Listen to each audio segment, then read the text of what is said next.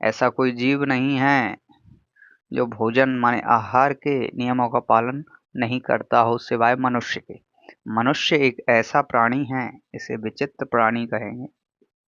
विचित्र प्राणी है ये, आहार के नियमों का कोई पालन नहीं करता है। आहार के नियमों का पालन ये होता है कि भोजन जब मुख गुहा में प्रवेश कराया जाता है, मुंह में जब भोजन आता है तो दांतों के द्वारा उसको अच्छी तरह से चबाया जाता है।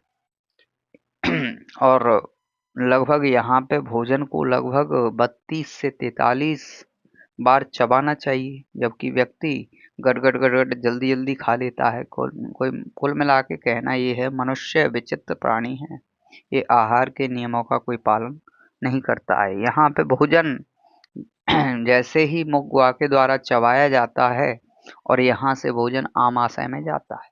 अब जो भोजन तुमने अच्छी तरह से चबाया ही नहीं, वह आमाशय में जाएगा तो पेट में दर्द करेगा।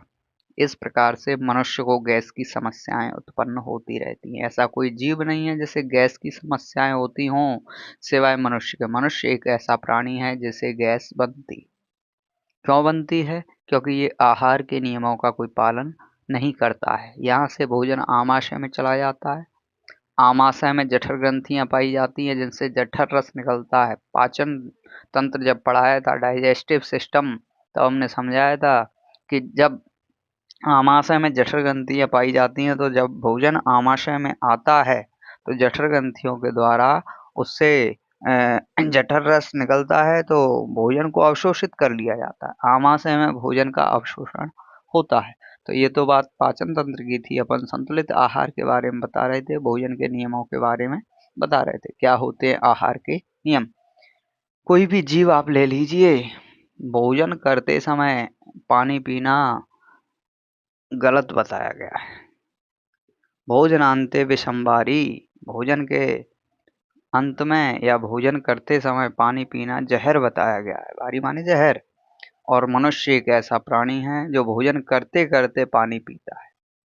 देखो, निवाला अटक गया है वो बात अलग है, लेकिन बीच बीच में पानी नहीं पीना चाहिए। भोजन करते समय तो बिल्कुल भी नहीं पीना चाहिए, जहर होता है। और अंत में भी केवल एक ही गिलास जल लेना चाहिए, उसमें से हाथ भी धोना चाहिए और पीना भी चाहिए। उसके आधे घंटे बाद, कितने घंटे बाद? आधे घंटे बाद पानी पीना अनिवार्य है ताकि भोजन पच जाए। अन्यथा की स्थिति में आप पहले से ही एक लोटा पी लेते हैं